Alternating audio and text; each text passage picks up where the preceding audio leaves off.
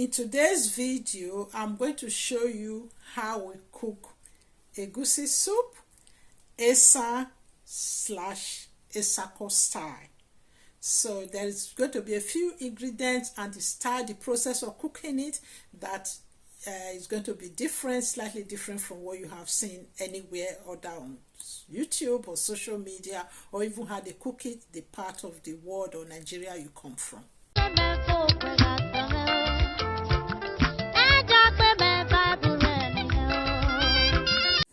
Hello guys, I'm cooking Egusi soup, Esan and Etsako style combination. Obviously, okay, some of you, if you are new to my channel, you might not be aware, I'm from Esan, while I'm married to an Etsako man. So I'm going to be using a combination of the two styles that I have been using. This is the style I now use at home. So yeah, the ingredients I'm going to be using, as you can see, we've got our smoked fish and booger fish and the dried shrimps or prawns, crayfish. Then I got this fresh ugu in London here yesterday, so I decided I'm going to use it. We've got some onions there. That onions could be, you can choose to use red. Usually I use red onions, but I don't have red onions today, so I'm using the white onions. Then there's a key ingredients there. You can see the native Maggi, which is in Esan.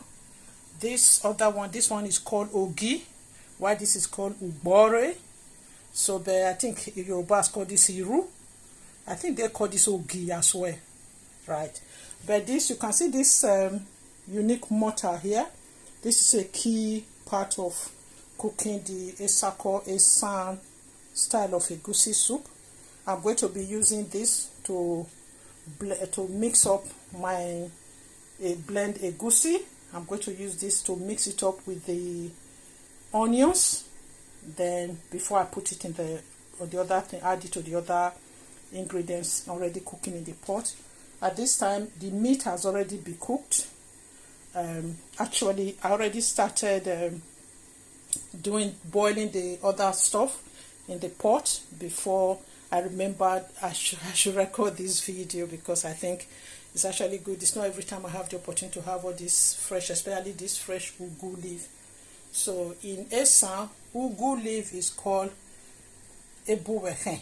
Ugu is the plant of ugu where this leaf comes from.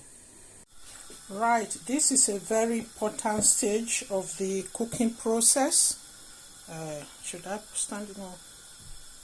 Okay, let me try and show it as much as possible. So I've put the blend egusi there. Then I'm just adding some blend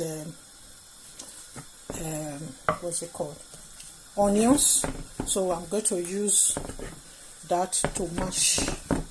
I'm going to use it to mix it together with the egusi until it's all mixed together. I mean, mixed properly. So yeah, I'll show you guys those. You have to bear with me. I'm not really one of these cooking vlog people. So I'm using one hand to video. I'm using the other hand to show you, demonstrate what I'm doing with this small flat mortar and pestle, which is one of the traditional tools we use in cooking in Esan land. Right, this is the mixed, when it's all thoroughly mixed up now, that's the onion and the blended egusi, or ikbogi. In Esan we call it ikbogi, that is seed of melon. Then also you can see that I've taken out the ogi from the wrap, which is wrapped in plantain leaf. So yeah, I've taken it out, so that is how it look, the paste look. So I'm going to add that to my cooking pot now before I will add the egusi. I'm going to portion the egusi around the whole pot. So please, I cook big pot of soup, because when I cook it like this, because it takes a time to cook it properly, So when I finish cooking it, I dish it and put them in the freezer, so we use them over a period of time. Yeah, so yeah, I'm just going to take you to the pot and show you the already prepared stock and other things. If you like what you see so far, please subscribe to my channel and leave me comment and hit the like button, because when you this engagement on our channel is very helpful, and it helps our channel to grow, and it also is free, so it doesn't cost you any money to subscribe. Don't think it costs you money. The like button is free. Everything you do on YouTube is free, so please just encourage us and let the channel grow as well. This is the pot of this is tomatoes and red bell pepper, because I like to have red bell pepper to color my soup, so that I don't have to add the tomatoes. I've steamed the tomato for a very long time, so I actually did this before I realized I wasn't recording this, especially when I realized I have the right ingredients to cook Esan Egusi soup. I decided to record. So that is that there with just a tablespoon of palm oil there, because I don't like using too much palm oil, but obviously I still like the taste of the palm oil in there, so you can already see that the oil is already coming to the top. So yeah, and this is the ogi and ugbori. Now I'm just adding that to the pot, to the mix. So here in that pot already we have well steamed steamed tomatoes with the blend bell pepper and scotch bonnet, then the type of whatever meat you want to use. These are salted meat in there. Obviously my husband like to eat it when it's all well cooked and with the assorted meat in it, so we don't eat all of these things every day, so obviously when you want to eat, you really want to enjoy it properly. Then yeah, I steamed it for a long time before, and I added the already boiled meat and the stock from the meat. So I'm ready to add my egusi now. Also in this mix there's dry bitter leaf. I soaked it, but I like to boil my bitter leaf with I like to put it where the tomatoes and the bell pepper is steamy and the scotch bonnet, so that it is softened up and it become almost like as fresh. It almost feel like fresh, so you don't feel the dryness in it. Right, so I'm just going to portion my egusi soup in egusi mixture in there now. So this is how we do it. I portion it there. I reduced the burner before when I was talking, so I've increased the heat now on high heat. It's good to cook this. Most egusi and ogbolo soup, the tradition is to cook it on very high heat when you are portioning them in there, because they will always say it is better when it's cooked on a high heat. So you can see this is how we portion it in there. I will leave it to cook for a while. So I'm going to put the camera down now and just scoop the remaining of the egusi in there, so that they all start cooking at the same time. Right, I have scooped all the egusi in it now, and it's all boiling. So at this stage, I know some people will usually cover it, but the traditional way of cooking it, you don't cover it, because you don't want it to, you still want to have some lumpy bit in it. So if you don't cover it, you are more likely to have control over how lumpy it is. So when I start stirring it, I'm able to break down the lump to the size I want. Otherwise, when I cover it, it might, or all the lump might scatter. So yeah, I hope it makes sense. So right guys, this is the egusi soup. You can see it's boiling nicely and the lumps are there. So I'm just going to break them down now slightly. I hope you can see. So what I do, just break them against, just use your spoon or ladle. We actually have a traditional spoon we use, which we call unwehe. So that's what we used to use those days when I was a child. I don't know, I think it's almost, they don't really use them that much. So I can see where today's word derive their wooden spoon from. So whenever I really used to cook with this metal spoon that everybody now tend to use, so that we are all winning ourselves away from again now.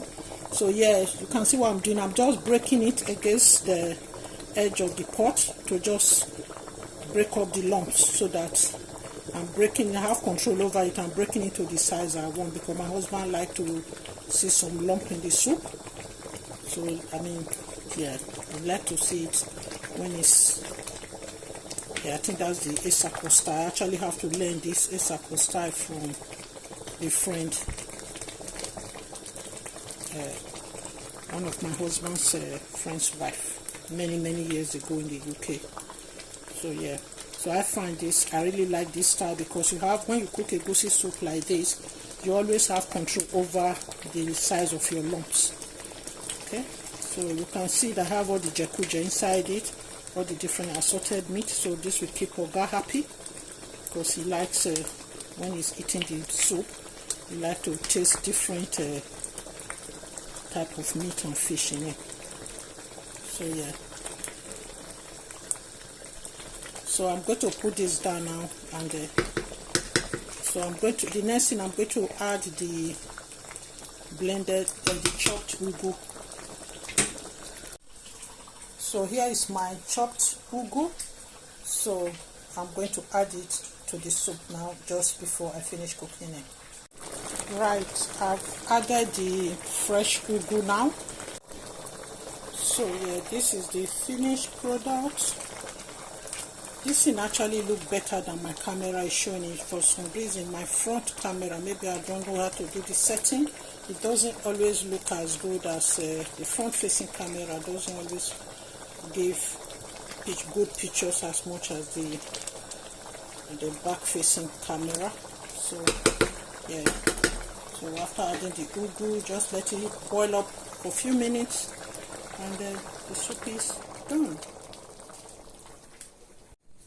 So here is the finished product. Yeah, it tastes really nice. I hope you have enjoyed this process and the slight twist in the style of cooking egusi soup. Please let me know if you actually cook egusi soup in this manner. If you know this style. The reason I like this style is because you have control over it. Because you know, sometimes when you fry it in the oil, I can't remember how many years ago, over 20 years ago, I don't think it's more than 20 years I've ever fried egusi again. Because that sometimes requires more oil, and sometimes it just depends on, you know, some days when you just fry and it doesn't really come out nice, it comes out lobo, as they call it in Esan. But this style is so straightforward and simple. Not simple, but if you know what you are doing, you can have control over the lumps, especially if you have a husband or a family. If you like this style, if you have a lot of lumps, and check if you want it to be chin. That's how we used to describe it those days as children. So anyway, and the bitter leaf as well. One thing I have to tell you guys, the way I do, my mom dry bitter leaf and bring it to us. So, and it's always important, because as we all know now, bitter leaf is very medicinal.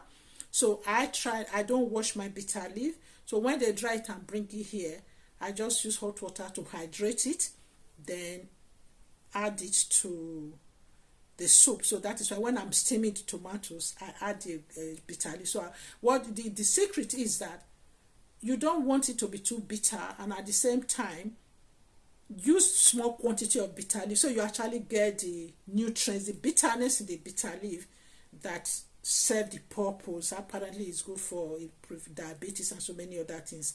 So this is why I put it in there first. So I now bulk it up. If I didn't have fresh ugu like I did in this case, I will bulk it up with spinach. Spinach is a popular grain that we get in the UK.